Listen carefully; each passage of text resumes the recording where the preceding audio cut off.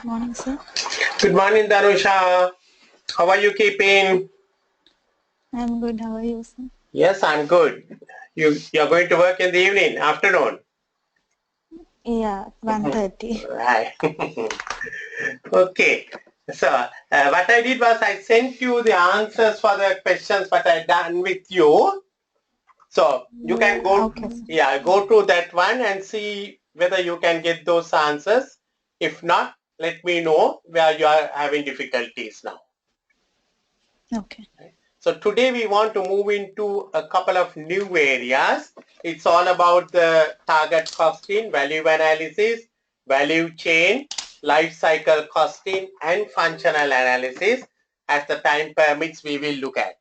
You remember we were talking about traditional costing. It was all about the allocation of overheads, and traditionally the business was all manufacturing. So and uh, overheads are very little. Bulk of the cost, 50% was the labor. So that was all right for that kind of working, that kind of pricing, costing, it was all right. But modern day, it's a different story. We have lot of services being done by many organizations. In fact, if you really look at the growth of organizations, even your own organization, insurance is a service.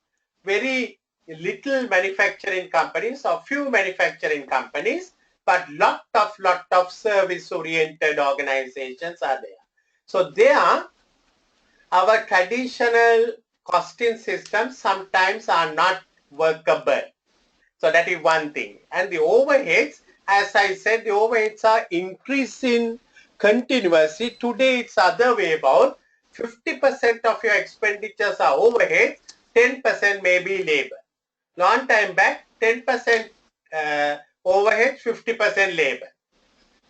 So today the things have changed. So because of that, there was a kind of a necessity to look at some new kinds of costing to see how the things can be worked through on to accommodate the modern new world what we were talking about earlier. So let's look at some of these things, the target costing.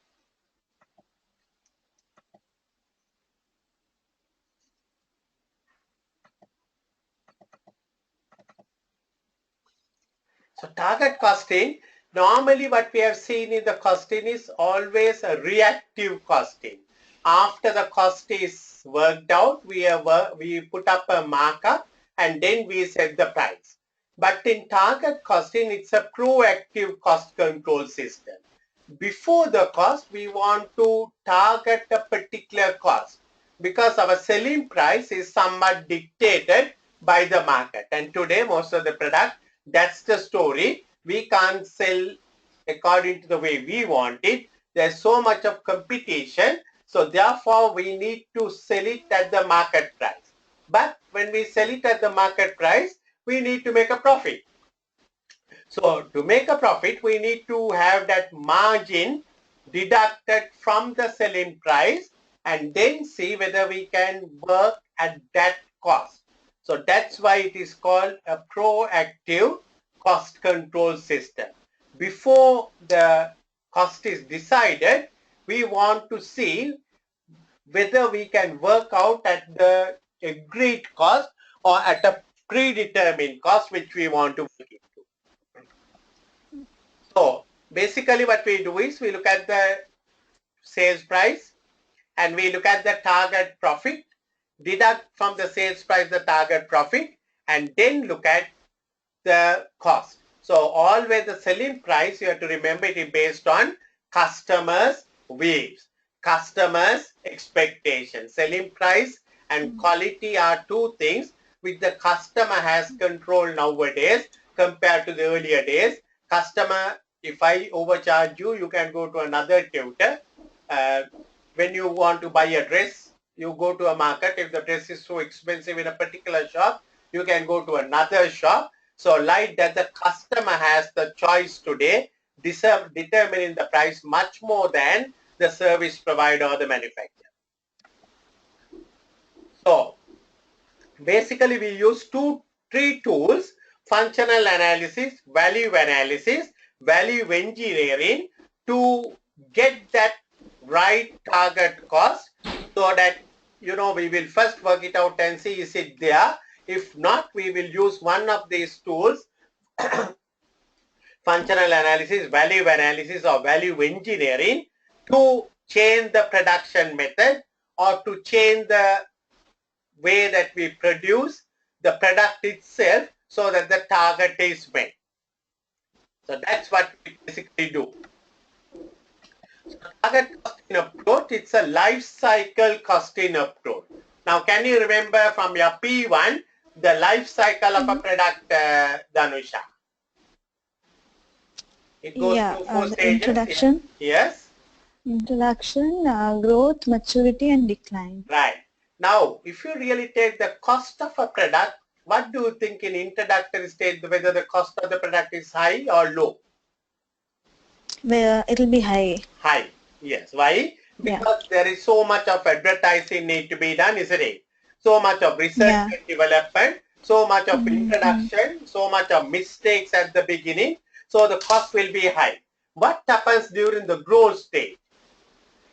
It starts. It'll comparatively be less. Yeah. Why? Than Why the will it come introduction, down? because Yeah. one is learning curve. One if is it's labor learning curve, very intensive. good. Yes, very good. Then there's no research cost involved as much as the introduction stage. Yes. Then advertisement will also be somewhat reduced. curtailed. Yeah. And also the economies of scale. Yeah. Because you will be producing mass scale, so you can get bulk quantity discounts, etc. So the learning curve, economies of scales, will reduce the cost from what it was at the very initial introductory stage. What will happen at the maturity stage?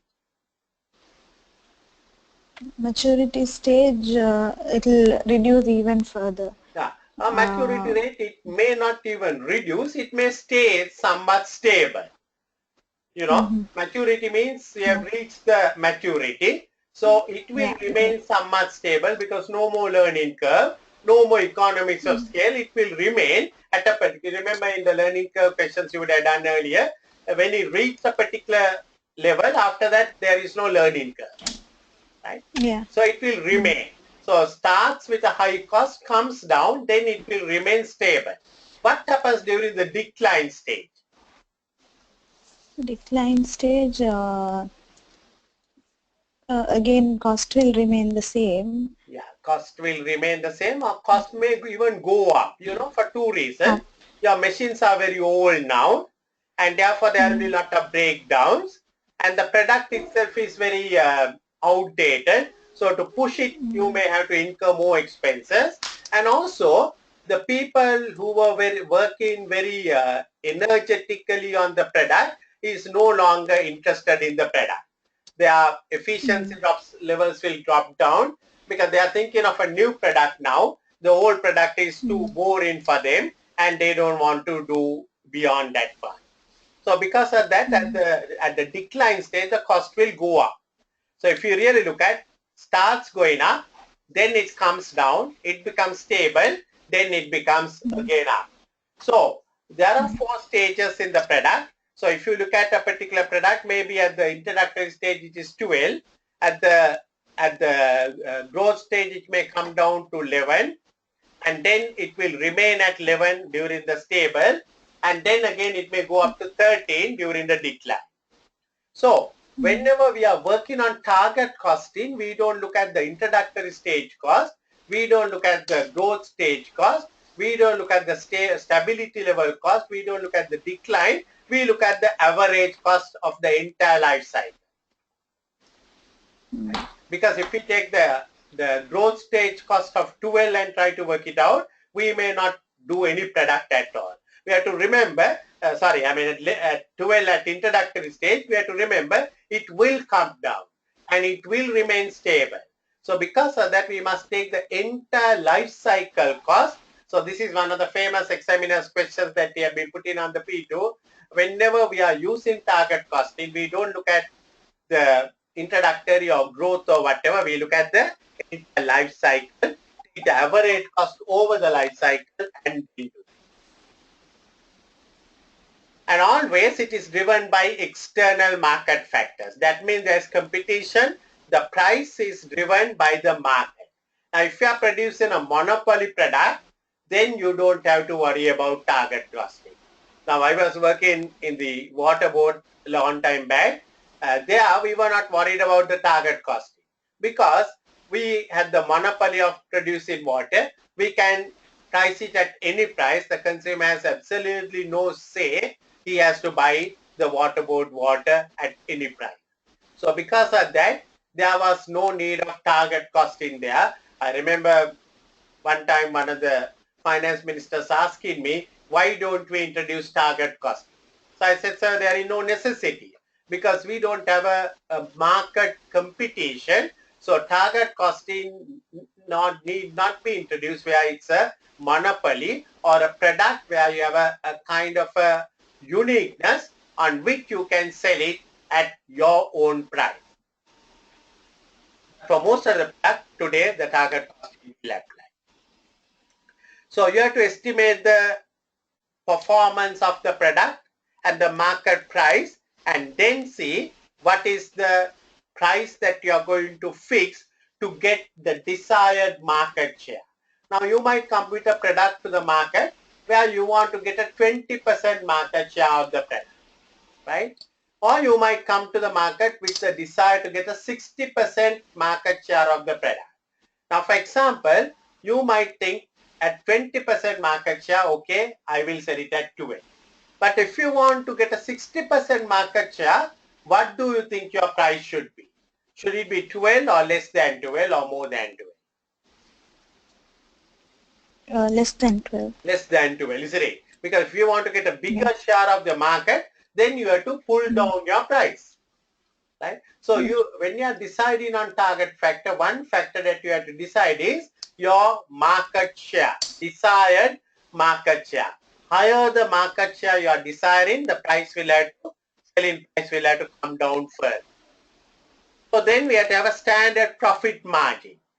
All companies must have a standard profit margin. We have to work on a policy saying if we don't get that profit margin, we are not going to produce that product because we need that profit margin. That is basically what we call the gross profit margin. We need that one because we have to cover our administrative expenses, we have to cover our selling expenses, we have to cover our financial expenses, and finally we must end up with a profit. So you must have a standard profit margin. And then the product development team will have to go to the product and design and see whether we can reach the target cost.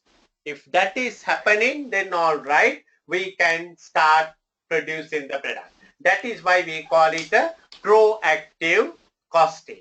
If it is within the target cost, we can surely start it. If it is not so, then we should be looking into doing various tools. So the target profit is a very strategic one. It's not something to do with the short term. It's something to do with the long term all the time.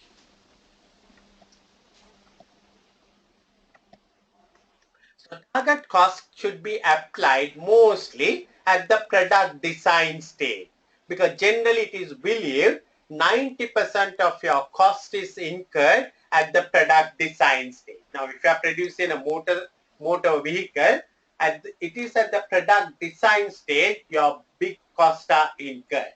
After that, it's just a matter of producing the product, not too much of cost. So you have to look at that. If you are thinking of target cost, you have to look at the product design stage very, very critically and see where can we reduce in the product design. Because after the product is designed, trying to apply target costing is a useless exercise. I remember I was working in another company where they were thinking of introducing some product, but already the product design is done. And after the product design is done, the machinery is purchased, everything is done, bulk of your costs are incurred. So there is very little for them to do by doing functional analysis or the product analysis or the value analysis. So all those things should be done at the product design stage. Because once the product is released into production, after it is designed, then very difficult to achieve any substantial cost reductions because the bulk of the cost is in the product design stage. So this time I think in the managerial case study for May 2017, it's all about a supermarket. But for the strategic case study, it's about a soft drink manufacturing company. So now in a soft drink manufacturing company like Coca-Cola, for example, at the product design, they have to be looking at all possible ways to reduce the cost. Once the product is designed, it just goes into the market and it gets produced, and there's very little cost economies we can achieve. So it's a process that cannot be coupled from the design. It needs to be always with the design. So this is also one of the famous of examination questions about target costing be applied at the design stage. So it is basically the pre-production. So any production goes through 5 stages of pre-production planning.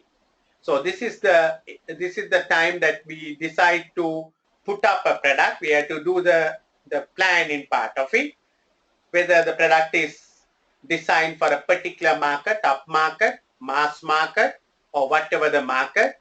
So it may be a small car. So once the concept is set up and decided that we are going to do that one, and then we have to decide on the selling volumes, selling price, and then that is how the target cost will be arrived at. So target cost is always planned selling price minus required profit. And once the basic product is designed, the target cost now goes into smaller parts. The bulk is already done in the number 1, and then it goes into the smaller parts, the concept.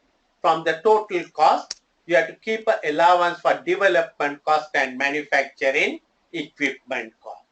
So you have got your total cost, and you have to keep a small kind of allowance, not a small kind of fair allowance for development cost, for the future development, and also for the manufacturing cost. Then the balance is to be split between the manufacturing and distribution. So you can see the cost gets into various factors. One is development, then the other one is the capital cost of plant, etc. And then you have to have the real manufacturing cost, the raw materials, etc. And also you have to be mindful whenever we manufacture a product, that's not the end. Till we sell the product, till we distribute the product, we are not going to make a profit. So you have to remember in your costing to keep something for distribution also. Last week I was with the Prime Minister talking about this water price increase. So some minister was telling, the cost of manufacturing water is only so much. So I said, yes, but there is another big cost involved in distribution of water. Now for Colombo, the water comes from Kalani River. To distribute water from Colombo from the Kalani River to the Ambatale plant, and then from there to Maharagama, Nukeguda, all that means water will have to come through many pipelines. There is a lot of electricity. So there is something called distribution cost, sometimes which we don't think too seriously. Today, if you really look at the product, for the product to go from Colombo to Jaffna, there is a big transport cost, big distribution cost. That is why we find some of the vegetables are very cheap in Jaffna, but we can't bring it and sell it at the same price here in Colombo because there's a huge transport cost involved, distribution cost involved. And particularly if you are buying a product from China, the products are very cheap. But by the time you bring it to Sri Lanka, there is huge transaction cost, distribution cost. So that is the total cost, and that cost, the manufacturing target cost, we have to assign to to various functional areas of the product. So we have to look at the total cost, the target cost, and see how much administration, how much distribution, how much production, all that we need to work it out to get that right costing. Target costing is not very easy, just like what we say. So pre-production, the third stage is the basic design. So we basically design the detail, we go into the details so that it will not exceed the functional target cost. So there are for the certain functions, we have put up certain targets, it should not exceed. The tool what we use is value engineering. Value engineering is the tool what we use to get the cost down to the target. If one function cannot meet its target, the target for the other must be reduced or the product redesigned. So if the HR says we can't reduce our cost below this, then we must see whether can we reduce the finance cost. If both say they cannot do it, then we may have to go back to the drawing board and see whether we can redesign the product. I mean, it's not only HR and the finance. It's all about in a garments manufacturing, for example, the cutting cost, the design cost, supervision cost, everything we have to go and detail look at all that. Value engineering, this relates particularly, I want you to underline the word, value engineering relates to new products. Always the value engineering can be applied only for new product. Value engineering is basically before the product comes into the market, we will redesign the activity so that the value to the customer is enhanced while the costs are reduced. Always it is for a new product. So this is another famous examination question. Value engineering, whether it can be applied for existing products, no. Value engineering is always. Then we go to the detailed design. So look at each detailed design, look at the cost estimates from the basic designs. Finally, manufacturing preparation. So what machines we are going to look at, what kind of material we are going to use, what kind of labor we are going to use. So these must be pre-agreed with the production staff. The procurement department should start negotiation based on those qualities. HR department must negotiate labor based on those attributes. That's how finally the total cost is done. Now, that is for new products. Now, normally, as I said, the target costing is applied for new products. But what about the existing products? True enough, existing products, bulk of the cost is already committed. Design cost is already committed. But that does not mean we cannot apply target costing for existing products. So sometimes the question may be to say target costing cannot be applied for existing products. No, it can be applied for existing products. So cost control is never forgotten. The managers and the board of directors, they will never forget the cost control. They are always thinking about cost control. So first of all, they will see once the product is launched, once it goes into the market, are we achieving the target? Then we will see, okay, we are not achieving the target. Where have we gone wrong? Who is incurring the excess cost? Who is wasting the money of the company? And then they will do an analysis. And then we have to judge whether cost planning has been effective or not. Say after a period of 3 months, if we find the target cost is missed by a large margin, then we must appoint an improvement team which will conduct what we call a thorough value analysis. So value analysis happens for the existing products, value engineering happening for the new products. So they will make a team and go into the product, into each item of the value and see whether who is overrunning the target. So it is always to existing products. So never miss, value engineering is for a new product, value analysis for existing product. Basically, you will systematically examine every cost and to see whether what we are doing is done in the most economical manner with the expected quality and reliability, or whether there is any other way we can do maintaining the quality and the reliability, but is there any other way? So this is where things like brainstorming, etc., can come very useful.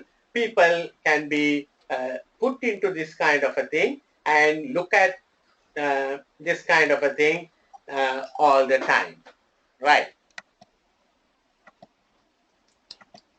So what's the difference between our traditional costing? Traditional costing basically depended on standard costing and target costing. So standard costing is something what we call a push system. A push system. So standard cost per unit is added to arrive at the selling price, whereas the target costing is a pull system. We have to pull out the cost to make it to the market. In the standard thing, we push the cost to get into the market. We push the product. But here we can't push the product. We have to pull the cost to get the product into the market.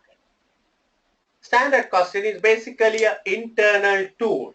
Simply we have decided what our costing, what our standard quality, what our standard material, etc. So it's an internal development, and it is basically against the continual improvement.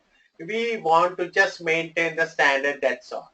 So long as we maintain the standard, we are happy. We are not bothered about what is happening in the world. But target costing is not that. Target costing is determined by the external market, and something which is not achievable maybe in the short term, because we have to look at the entire life cycle. Life cycle of a product can be a very, very long period. So we have to look at from a very long-term point of view when we are thinking of target cost. Standard costing, we look at from a very short-term point of view. It's monthly variance analysis, that kind of a thing. Target costing, you can't look at today's target to get cost and say we have not achieved the target, because we may be still in the introductory stage. We have to go into the growth stage. We have to go into the stability stage to get our real costing figures coming up. The standard is a cost control technique. Basically, you are looking to keep the cost under control. Target, you are looking to reduce the cost. Reduce the cost. All the time you are thinking, this is the margin I want. How can I reduce this cost to the level to reach? It's a reactive technique. Standard is basically a post-mortem. Target costing is a proactive, before the product goes into the market, or even after the product has gone into the market. We try to see where the targets have gone wrong, and we try to work it through that one. So these are the differences between standard techniques and target costing. So remember, we discussed something when we were discussing total quality management about Kaizen costing. Kaizen is concerned with making improvements in little small incremental. I told you business process reengineering is one of big change. Kaizen is total little incremental improvements, incremental cost savings, which is what we are doing. It's not a very big innovation we are going to do at one shot. It's small innovation. That is what we call Kaizen costing. So target costing is aimed at reducing cost incurred because of the way the product is designed and occurs at the start of the process. So the target costing is always at the start of the process. Kaizen is a continuous one. That's the difference. So Kaizen is applied during the manufacturing stage of the product cycle, then focuses on achieving cost reductions through the increased efficiency of the production process. So once the target is decided, you will still apply Kaizen to see whether we can further improve on cost. But Remember, target costing always happens at the start of the process. Kaizen cost savings are smaller than target cost reductions as they are achieved at design stage. So you can see target costing, we do it at the design stage. Kaizen costing savings comes when in the process. So 90% is at the design stage, 10% is at the process stage. So little savings we can get from Kaizen cost. So this is another examiner's question. They might put up a question and ask, the big savings come from Kaizen costing. No. Big savings come from target costing because the target costing is applied at the design stage, whereas the other one is applied at the implementation or at continuous manufacturing stages. So little savings in Kaizen, big saving in the value analysis, as I said, is simply to identify in the product any unnecessary cost elements and without compromising the quality and the reliability of the product. So it's a very detailed analysis of your product and you need to see what is the purpose, why are we having this, can we remove that one, if we remove what is going to happen, and that kind of a thing is a very strong kind of a change. Sometimes you may need it. People may not like this kind of changes happening, but that's how we are supposed to do it, and that is what value analysis is. So any cost that does not add to the product should be eliminated. I told you the guinea pig here, one side of the chemical, you removed it. And 50% of the cost of the chemicals was saved because they found there was no need for them to have in both sides the chemicals. 50% of chemical cost was saved in the manufacturing company. So look at all the products. Sometimes the product is coming up in many packaging. Do we need all this packaging? Can I remove this outer cover? Can I remove the inner cover? And then see, remember a long time when you all were small, the Maliban biscuits, they came in cardboard boxes, and then outer cover, they had this red cream cracker label, all that. So later on, someone said, why do you want to have a cardboard box? We can just wrap it and on that red color this thing without having the cardboard. So they removed the cardboard box, right? People are not bothered about the cardboard box. People are bothered about the lemon puff and the cream cracker. So there was no necessity for them to have that middle cardboard box, which saved them lot of money, and that's how they managed to keep the product in the market. So you have to think every product still, even the most advanced product, I suppose still there is lot of room. You can see Coca-Cola being coming up on cans because the bottles are very expensive. So someone asked, why we want bottles? Why can't we come up in the normal cans? Someone asked, why don't we come up on the plastic bottles rather than this glass bottle? So they came on the plastic bottle. So you can see value analysis applied in many situations, even in the most established. What are the value types? So value types, if you look at the cost value. So this is basically the cost that we incur to produce the product. The raw materials, labor. So that's kind of value we have to see. Those are what we call cost value. Then we have something called exchange value. That is, forget about your cost, how much is the customer prepared to pay for that price to get that product.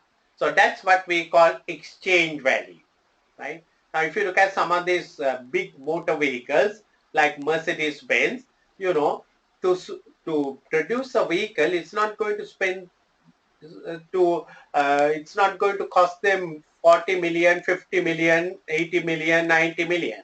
But people are prepared to buy it for 90 million.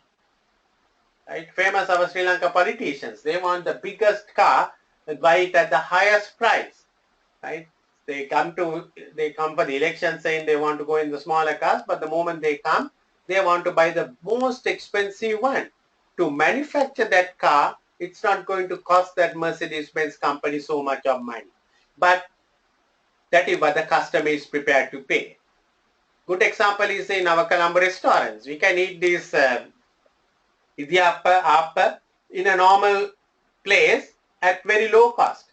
But some people go to Colombo restaurants and eat the same idiappa, appa, paying a big amount, exchange value.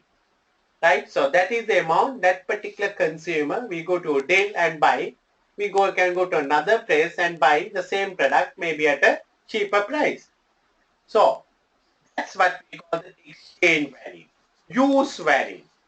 It is something, it is connected with the function, the ability of a product to perform its specific intended purpose. So there are certain products we need it, not it is very costly, but we need. I always remember these garbage cleaners. We don't value them, but when they don't come for 2 days, your mother will be crying, all will be crying, saying the garbage cleaner has not come. There's so much of usefulness in what they do, although we don't realize it. They come in that hot sun, in that dirty vehicle to take our garbage, but we don't realize the value. We realize the value only sometimes when they don't come. So sometimes I used to give them some money whenever I have. So sometimes even my wife asks, why are you giving so much of money to them? So I say, if I don't give them the money, these people, you will get sick, I will get sick, and we have to go and give big money to doctors because when they don't come, we get sick. Use value. So that is another big value we have to consider. And also esteem value. This is what we call the prestige, right? The prestige. You can go in a Maruti car, you can go in a Mercedes-Benz car. Same thing. You can go to the same destination in either of the cars. But some people go in the Mercedes-Benz, some people go in a small Maruti car. The prestige. So that's what this locally our politicians are very, very famous for this one. And so it's a status. You go to a Hilton and take a wedding, or you can go to another place and have your wedding. So like that, that's what we call the esteem value. So these are the 4 types of values, and value is a function of both use and esteem. Some, it is because of the usefulness. Some, it is because of the prestige. So value analysis basically aims to maintain the esteem value in a product, but at a reduced cost value. So they try to maintain the prestige. Sometimes if you reduce a product price at a certain price below a certain price, the product may not have that same prestige. We might call it a very common product, common thing. So you can't reduce the price even if the cost is low. We can't reduce the price to very low levels. People will not buy the product. So I was having a chat with Tara a couple of days back, and when she was running the hotel, she was always putting up very high prices because she says if you put low prices, the people don't buy in that supermarket. People look at the price and buy the product. If the price is very low, they don't buy. So, the market is a different market. We have to look at the market in that angle and work it through that kind of a thing. The result of value analysis is to achieve an improved value cost relationship. The last line is very important. There is a value on one side and a cost on another side. Remember, they may not be compatible. Sometimes the same Ape hoppers in Upalis, it's so expensive, and in a normal hopper stop, it's very cheap. But it is the value of eating the hopper at Upalis which brings you the thing. Roast pan, people go and eat there. I was asking him why people come to eat roast pan to that luxurious hotel. that is for prestige. They can easily eat at home, but they come to that place to eat for prestige purposes. Right? We can see this happening in Sri Lanka in a very big way when we go for weddings and all that, Same wedding you can do it at another place at a cheaper place, but you want to do it at Hilton and pay big amount. So this is what the value analysis is doing. So what are the value analysis method? So basically the method is look at the product and look at each component, then look at the existing cost, see whether there is an alternative way of doing that particular function and whatever. So maybe change of design, maybe change of materials, maybe change of manufacturing methods. So always you must have a kind of a questioning attitude. Why can't we do like this? That's the kind of a thing. Why don't we do this? Right? You may be selling the product in a supermarket. You might ask the question, why don't we close the supermarket or start delivering the products to our customers? This is what our eBay is doing. Some of the local companies are doing like Cup Crooker, right? They don't have a shop, but they do big sales by doing this kind of thing. So evaluate alternatives, look at the anticipated effects, implement the recommendation. And always often it will lead to reduction of components used in the product and cheaper components and standardization parts, and that will bring. So any product today, I suppose you will have still lot of value analysis tools to be used.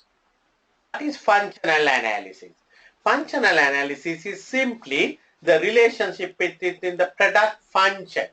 Value analysis is the relationship between the value, the cost component. Here it is the functions that goes to produce a product. Sales function, finance function, HR function, production function, public relations function, all that.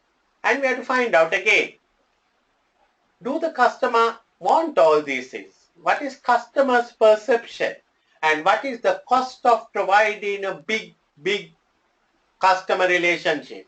When Dinusha was at hospital, I used to go to Lanka hospital almost daily. I see in every floor, there are some nice girls dressed up, just waiting in that floor at the entrance of the lift. They just have to wait and just wait. So I asked, when Mr. Niwat Cabral was there, his wife was there, I asked him, what are these people doing? What is their function? They are just smiling and waiting. The people who come, they know the ward rooms, the ward, they just go to the ward, but these girls are just there, just smiling nicely and waiting. So it was a totally, in my view, it was a totally unnecessary cost. But their way was they were trying to create employment, which is another story.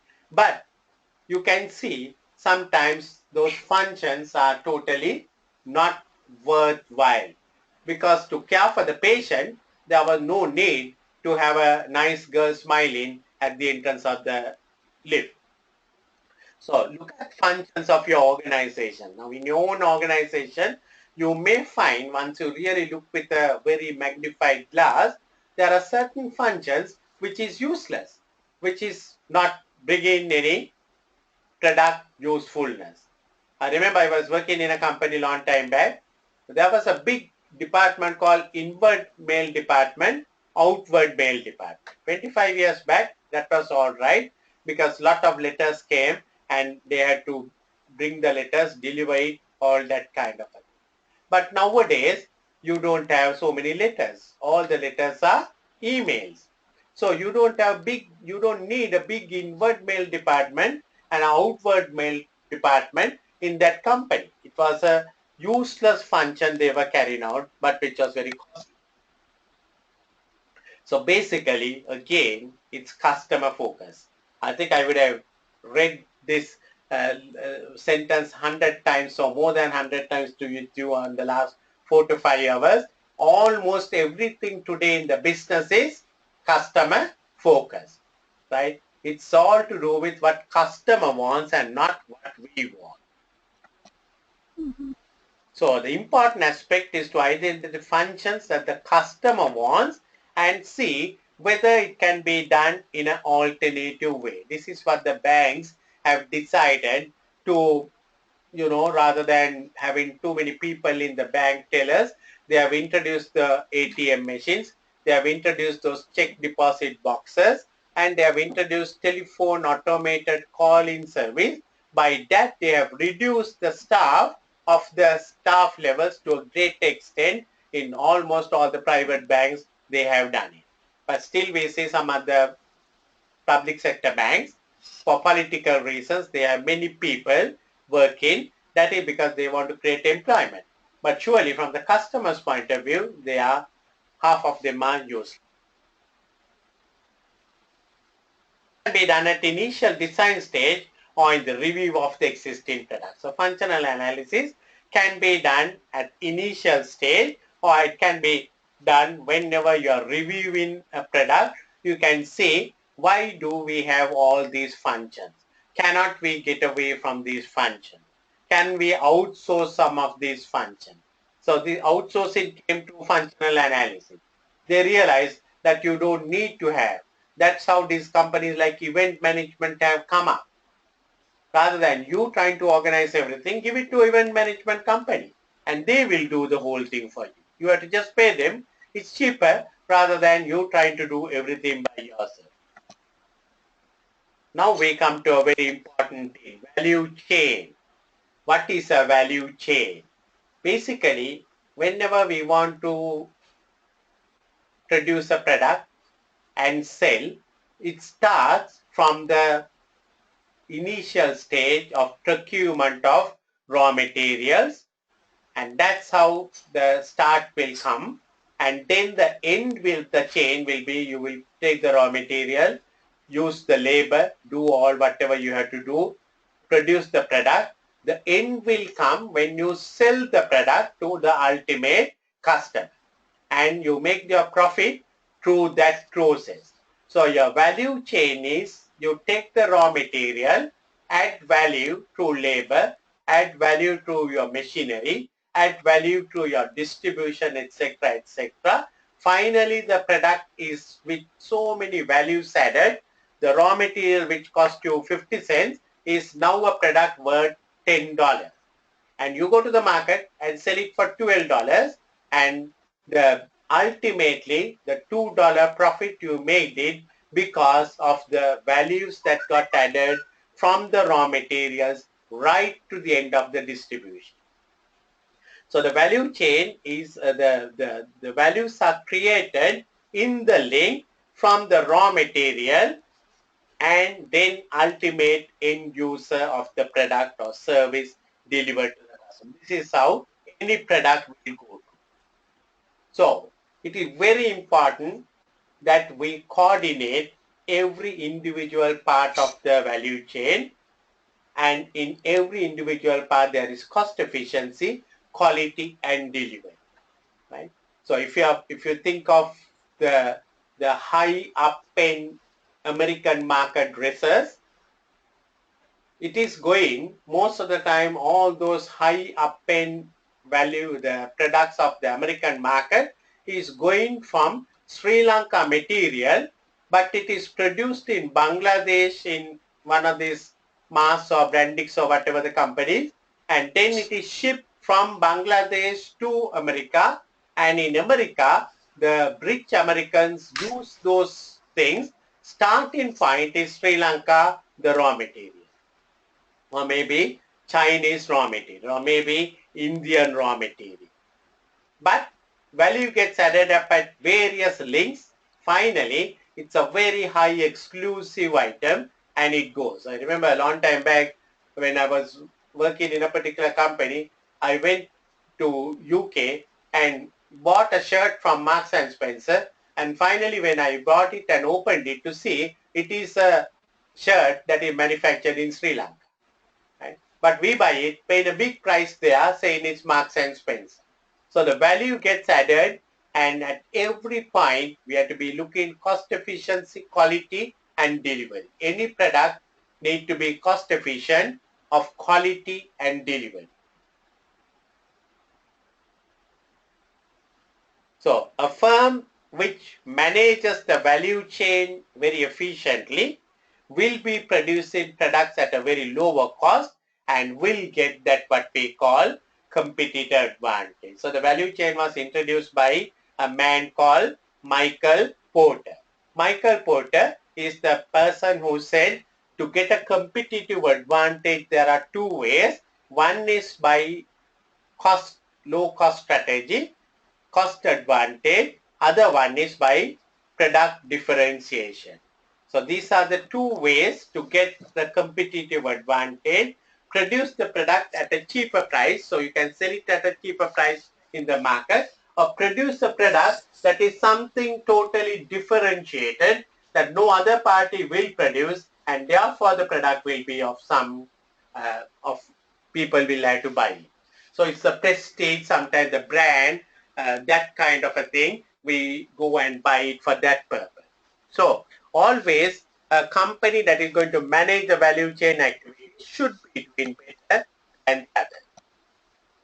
So this is what Michael Porter said. So this chart is very important.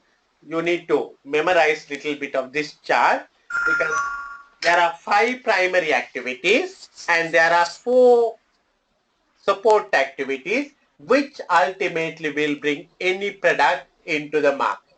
So any product will have mostly the 5 primary activities and 4 support activities. First primary activity what we are looking at is what we call inbound logistics. So to produce your product, you need to get your raw materials into your warehouse, right? If the raw materials are not coming to your warehouse, if the raw materials are coming to your warehouse late, if the raw materials are coming to your warehouse at a very high cost, that is going to increase your cost of production. So getting right raw materials, quality raw materials, and having good warehouse handling, good inventory control is the first inbound logistic what we need to be concerned about. That is one of your key primary activities. So it includes receiving, storing, material handling, warehousing, inventory control, vehicle scheduling to bring the goods, and also returns to supplier. If the goods are not good, we must return it. All that is what we call inbound logistics. Secondly, second primary activity is all about operation. So operation is basically taking that raw materials and putting it into the machine with whatever labor, etc., and doing that operation, which includes packing, machine assembling, manual assembling, equipment maintenance, very important, machinery maintenance, etc., testing, printing, all that is what we call operation. You can see it's a new way of defining our activities. It's not going by the functions, it is going by the various activities that goes to make a product. Then the outbound logistics. Once the product is finished or produced, we need to distribute it. We need to keep it in warehouse till it is distributed and deliver on right time to whoever who has to get it. My elder son-in-law and eldest daughter, they are in Bangladesh, so he is in the garments manufacturing. So even when he comes to Sri Lanka, I can see him shouting at 11 o'clock, 12 o'clock in the night from Colombo to Bangladesh, saying that the goods are not ready for the shipment, etc. Because sometimes when I ask him, he says, the ship has to go at 4 o'clock. Still the people are manufacturing. So he's up in Sri Lanka at 12 o'clock watching over his camera what is happening inside the factory, and all that is what we call outbound logistics. You must ensure that the product is right there for delivery, and you must have your vehicles containers ready. You must have your ships ready, the ship or the air freight or whatever. Everything must be pre-planned, predetermined. Any miss on any of those areas, things can go wrong. I remember I was working in a company where we were exporting some goods, and goods are ready, everything ready, but when we ask the shipping manager, did you book the ship? He says, oh, I forgot. So that's bad.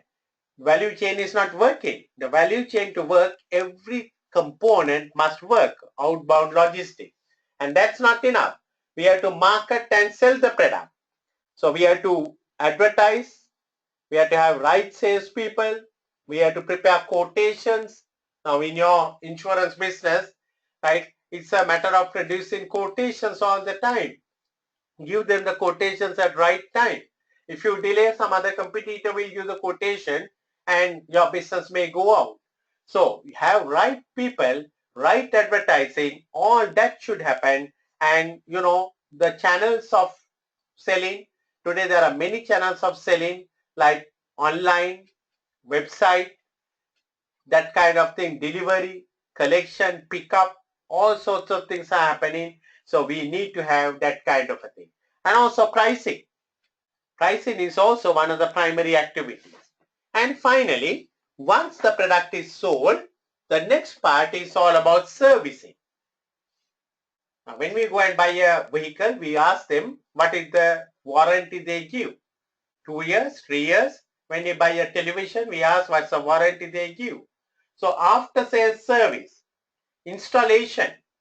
Sometimes if you buy AC, we want them to come and install it. We want them to come and maintain it.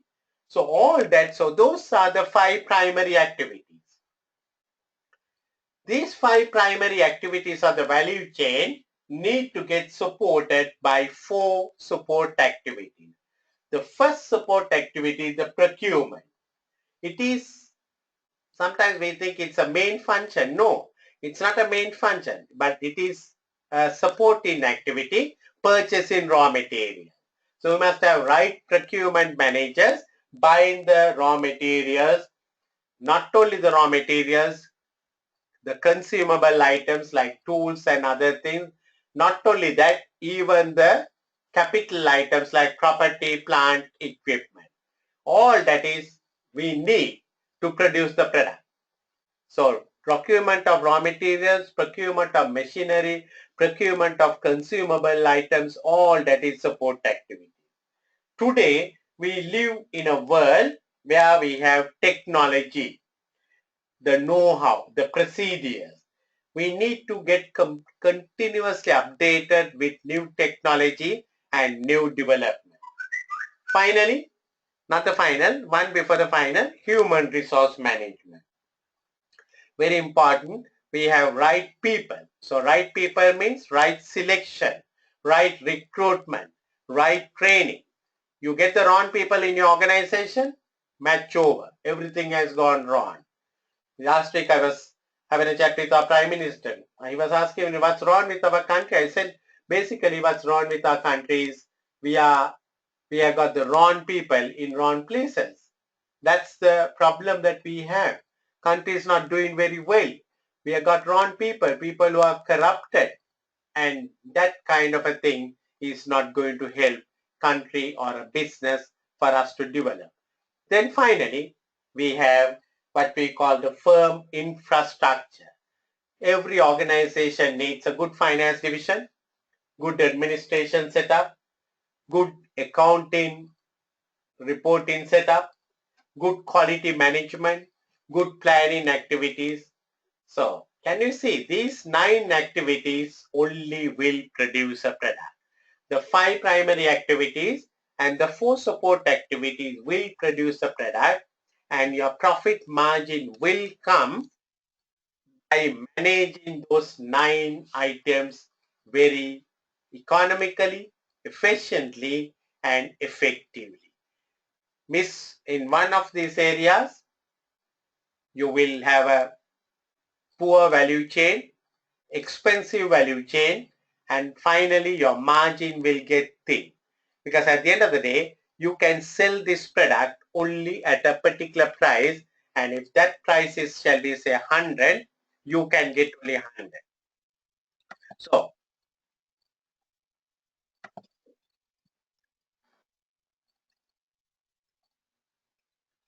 if you can sell it at 100, you can only get 100.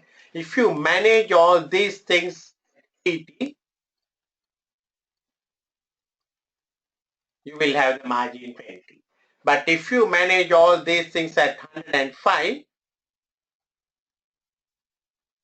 margin will be a -5. You are going to make losses. So you can see how important that we work on the value chain all the time.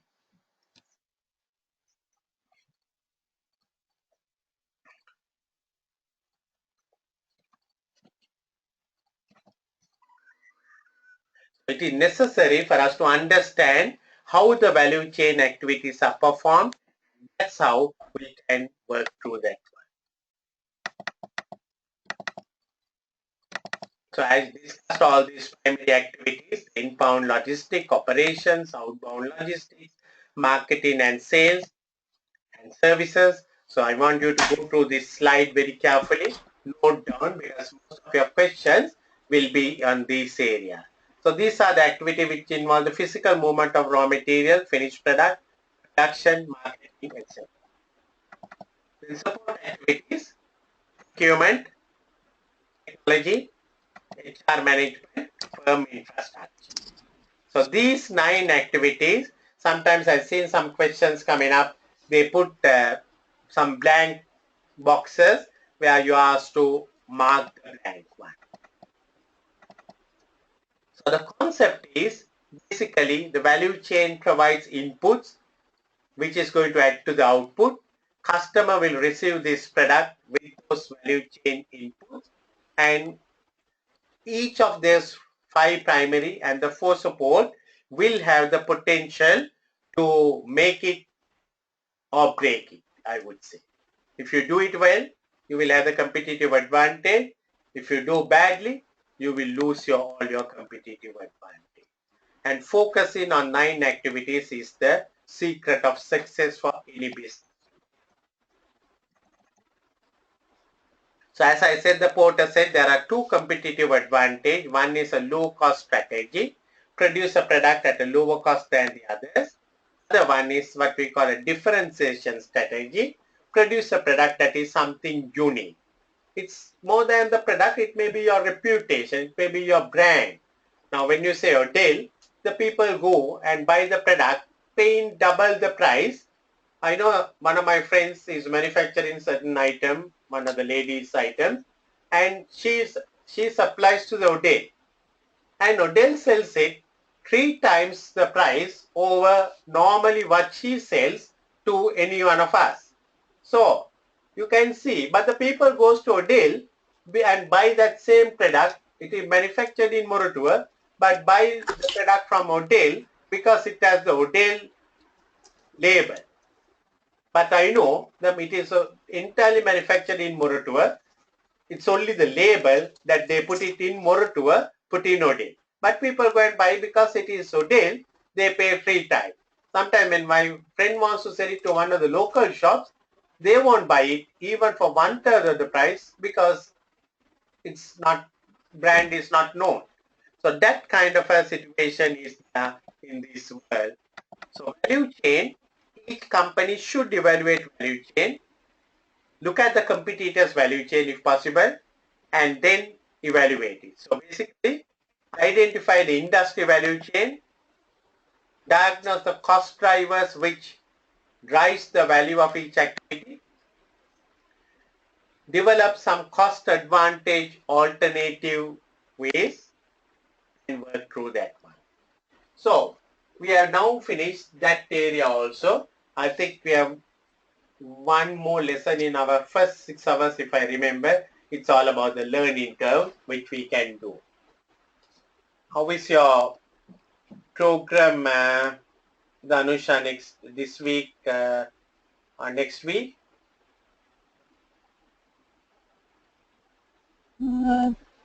Saturday I can. Saturday morning or Sunday morning also I can. Shall we make it Saturday or next then? week, any day during. Yeah, this Yeah, Saturday, sir. Yeah, this Saturday I can make it. Shall we make it 11 o'clock Saturday?